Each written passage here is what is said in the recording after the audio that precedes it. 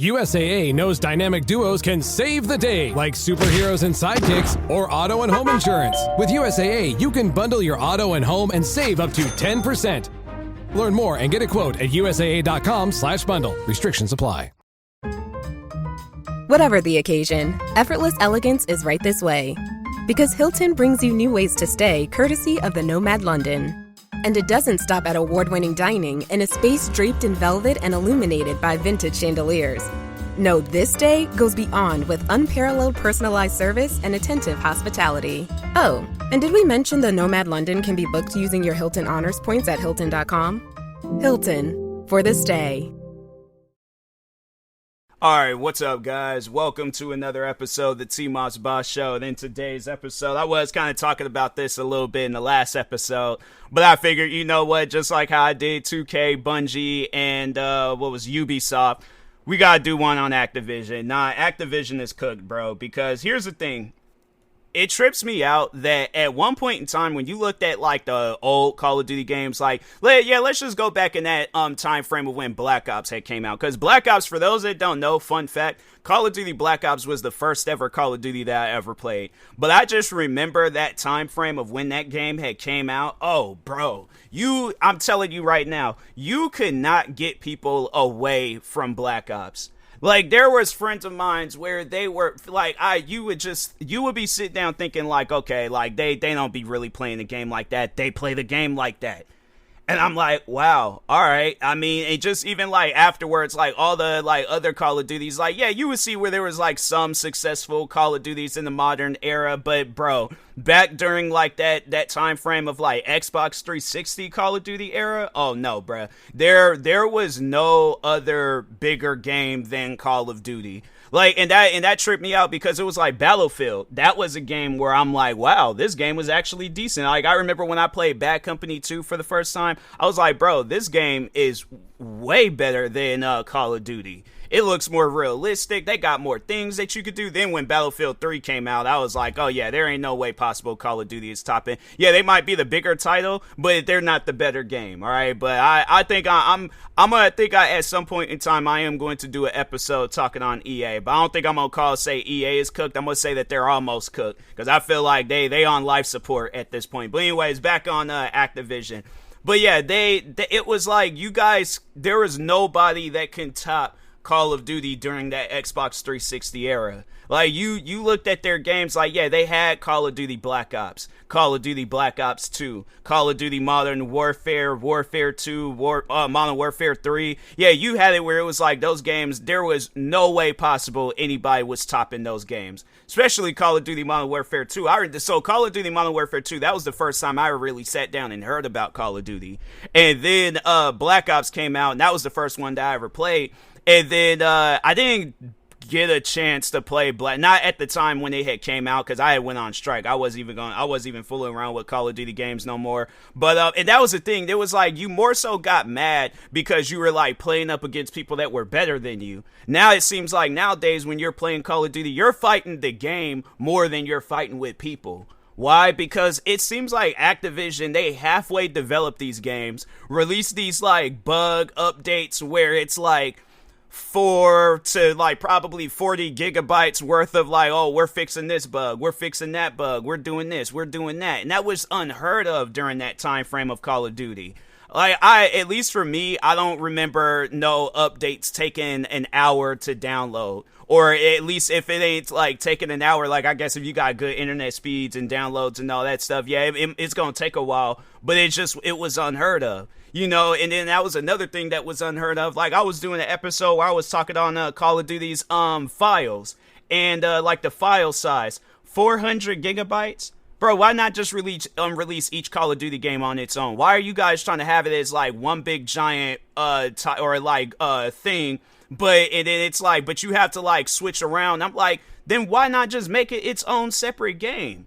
Like, that's the stuff that I don't understand about Call of Duty, is that you guys are doing stuff that nobody is asking for. Nobody didn't ask you guys to create one big giant 400 gigabyte file and have it where it's like all the Call of Duties are on that file. But you still gonna have to like switch around as if like you're exiting out the game and then switching into another game. and then having it where like, oh, this game got an update. Why not just update through Steam or Xbox or whatever? Why are you guys doing like an in-game update? So there's at times, like, I guess for those that haven't really been playing Call of Duty lately, so there's at times when you you download an update, and then you start up the game. Then the game will hit you when you're in the main menu. It'll hit you with this message talking about this game needs to restart because there's an update, and you just updated it. So, like, to my question is to Activision, what updated? The game or my imagination? Like, what's going on right now? Why is it not just do, like, fam, just do one update, that's it. That's all you got to do. Then another thing that they got going on with Call of Duty is you even have to switch. So, you know how, like, when you exit out of a game and then you start up another game and then it's like a loading process? You're having to do that with modes in Call of Duty. Fam, like, they have it where multiplayer is separate from, like, single player, like the campaign and stuff. So, like, let's say you start off playing, zombies. You know, like, let's say, yeah, you're playing the latest Call of Duty, Black Ops 6. You're playing zombies, and you're like, man, you know, it's been a while since I've sat down and played the campaign. Let me play the campaign. The game will exit out and then start back up just so you can play the campaign mode. That was unheard of with the old Call of Duties. You exit out, go to the main menu, then you click on campaign, then campaign was already loaded up. Like, it's crazy how, like, you know how, like, with iPhones, when people be doing them videos where they do, like, a speed test, and then they show, like, the original iPhone speed compared to the new iPhone speed, and then there's, like, them slow delays with them older iPhones and stuff. Activision is doing a reverse version of that. You can go back and play an old Call of Duty game, and I guarantee and I promise you, I should do that. I should do a video where it's like showing it's a side-by-side comparison of how long it takes to load up the first Black Ops, and then how long it takes to load up the new Black Ops. Maybe it might take a bit of less time, but I just feel like that requires too much, man. It requires way too much. And you know what? That's what I have to say about Activision is that they knew that the sales were declining. They knew that the sales were declining. They knew that probably at some point in time, Activision was going to shut down.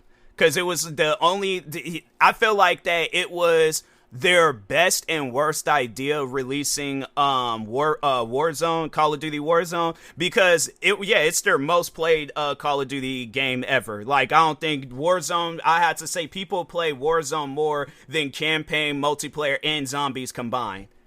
Like, you barely see anybody. Like, the crazy thing is that you could go on Twitch right now and you'll see more people playing Warzone than you'll see them playing, like, other aspects of the game. Nobody plays the other aspects of the game unless you're a fan of those aspects and you just don't like Warzone. Because I don't really care that much for Warzone. Maybe if they had like a bot mode where you're just going up against bots, okay, cool. But they're not going to do that because they know that it will be less people playing the game. And then, of course, you know, you got those people out there, they get so upset. And I want to talk about that because there's another game that's coming out where people are upset about others wanting to play the game by themselves. And I'm like, fam, how does that individual playing the game by themselves affect you? Like, even if people do want to talk about that with Warzone, how does somebody not want to play online? How does that overall affect you? Because the thing is this, when you look at Call of Duty, I feel like you see more cheating today than you would back then when the new Call of Duty game was coming out. You see where people got flying cars that can go through the map, people using aimbots, people doing all these like different things just to win in the game. You might have seen that with like an old Call of Duty, like let's say if Black Ops was out, you would see that in World at War or something like that, or whatchamacallit, Modern Warfare, but you wouldn't see that with like the last Call of Duty game or Black Ops. So yeah, like Modern Warfare 2 and then Black Ops, you wouldn't see that. You see where they're okay, like maybe after a couple of more Call of Duty games, then I feel like that's when like the mods and stuff, like the hackers, they'll go into Modern Warfare 2, Black Ops, stuff like that. But it was unheard of with a new Call of Duty game. Now, as soon as a Call of Duty game releases, you already got people hacking, shooting through or wall hacks where it's like you can see players on the other side of the wall and stuff. I'm like, fam, how is any of that fun? Why do I gotta experience stuff like that when playing the game? Why is it that there's people that's using aimbots? That's the thing. I'm not trying to play against hackers. I'm not trying to play against cheaters. So if I could play a game against bots and have a better experience with that, fam, I would want that more than playing against the, and that would just be my question to somebody. What would you rather do? Would you rather play against a hacker or a cheater where they're ruining the gameplay for you, or play against bots? And you can change the difficulty to where they can play like actual people, because eventually that's what's going to end up happening with gaming. Developers is going to add AI, and then they just going to have it's going to be situations where we're not even playing the game. It's going to be AI is playing the game for us. Because no, one game that I can think of for an example that kind of did that was Tekken 8, where they used I don't think it was considered AI, but well, I mean, I guess yeah, because AI in video games have been around a lot longer than like this form of AI that's trending today. But no, overall though, it's like they have it where you can fight up against a certain character a certain amount of times, and it copies how you play. And then the more and more you play against the game, like it copies your movement, and you're literally playing against yourself. I guarantee and I promise you we're going to see that in a lot of different video games, maybe even Activision. And I can see, and you know why they would do something like that? Because it's going to get to a point where they're not going to have the same amount of players as they once did before. Like, they probably got a lot of players now. Let's just see what their Steam player count is. Hold on for a second. Let's see. Call of Duty Black Ops 6 Steam player count. Steam deep. Oh, it's just that Call of Duty file. Oh, they got 72,000 people. Oh no, 69,000. Okay, so yeah, it's like 69, and that's probably, and all of that is probably because of Warzone. But I guarantee, and I probably, let's say if Warzone were to shut down, or they were like, oh, then people wouldn't even be playing Call of Duty like that. But Warzone is the most successful mode in Call of Duty history. And it just seems like the crazy thing is that you can see how Activision, they just given up on all the other modes, where you got it where there's the one Call of Duty mode where it was, or not mode, but game, where campaign, yeah, Modern Warfare 3, where they was like, oh, it ain't like this, you follow an objective. They're like, we just gonna place random objectives, and it's left up to you on how you guys want to play the game. Everybody did not like that. And I was like, fam, this is kind of confusing. But at the same time, I mean, I guess it's different. You know, I guess it's something, different with the game. Overall, though, ain't nobody playing it. They playing Warzone. So I'm like, maybe if you guys had a team of people working on Warzone, and then had another team of people working on the core game, Call of Duty. Because here's the thing. Warzone doesn't need to be attached to every single Call of Duty game, but it is though. And then they have it where it's the other, or yeah, Call of Duty, and maybe they are doing that. Maybe they do have it where you can, they have a team of people working on Warzone, and then the team of people working on Call of Duty. But it's like, how many hours are them players or the developers putting into the Call of Duty game, and then how many hours are the developers putting into? Because I'm like, what else is there to develop with Call of Duty Warzone? It trips me out where it's like, you guys still work on this game day and night, and it's like, fam, what about the other Call of Duty games? What about even remastering the old Call of Duty games? So no, that was a part that tripped me out with Activision, was that there were people there. I think it was like some like not indie developers, modders maybe, I don't know, but overall I think it was a group of people that were working on remastering, I think it was Call of Duty Modern Warfare 2's multiplayer, and then having it where it was available. I think it was going to be in Call of Duty Modern Warfare Remaster, one of those because I think they do have multiplayer in there, so they were going to come out with this mod where you can play multiplayer. It's like the Modern Warfare 2 multiplayer in Call of Duty Modern Warfare Remastered, right? Activision has shut all that stuff down before the people behind that mod can even release it. And I'm thinking to myself, why are you trying to limit people's, because my thing is this: do I or do I not own Call of Duty Modern Warfare Remastered? Do I not own any other Call of Duty game? So whatever a person wants to do with that game, I'm not saying that, mod the game and hack it to where you're ruining other people's experience. But if you're modding the game to make the overall gameplay, or just, to add some stuff in the game that you guys are for some reason not wanting to add, and it's like, are you guys worried about the fun that people are having, or are you worried about the amount of money that you're losing out on because you guys ain't sat down and did that? Because I remember Rockstar Games, they did that. A guy came out with like some mod for not Call of Duty, but for Grand Theft Auto, and they shut all that stuff down, and then they re-released the old Grand Theft Auto games. And I'm thinking to myself, I'm like, fam, it shouldn't take stuff like that. You guys are the developers. You own the Call of Duty titles. Why not just re-release them? What, you not trying to pay people? Well, okay, well that's what you're gonna have to do if if you guys come out with video games. But people, it trips me out, and that's the sad reality of Call of Duty, that people be wanting to play the old Call of Duties than they would the new Call of Duties. That's sad. That's just flat out sad. If I'm a developer and I created some games years ago and then I'm creating some games now, but people are like, no, I want to play them old games. I like them old games. That's telling me that I'm doing something wrong. And I need to do something better with the new games if I want people to play the new games more than the old games. And it's just, that's the thing with Activision. I'm going to end it after this, is that Activision doesn't care about their fans. They care about the fans that are making them money. But as far as anybody else, bro, I'm telling you right now, if you ain't making Activision no money, they don't care about you.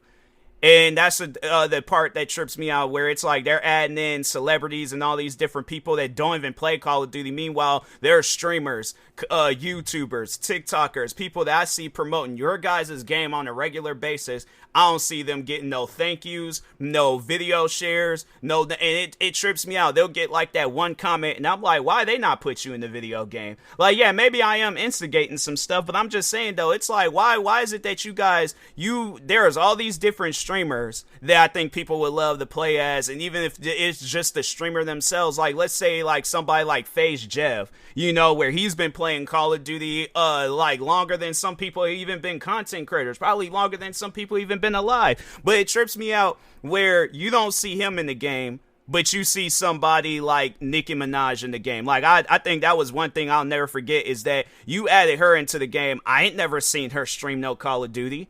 I ain't never seen her post no TikTok videos of her playing Call of Duty. She probably mentioned Call of Duty one time in one of her songs, and then that's Activision was all like, oh, nope, we got to add her into the game. Hold on for a second. Let me just see something real quick. Let me just ask Google, has Nicki Minaj ever played Call of Duty?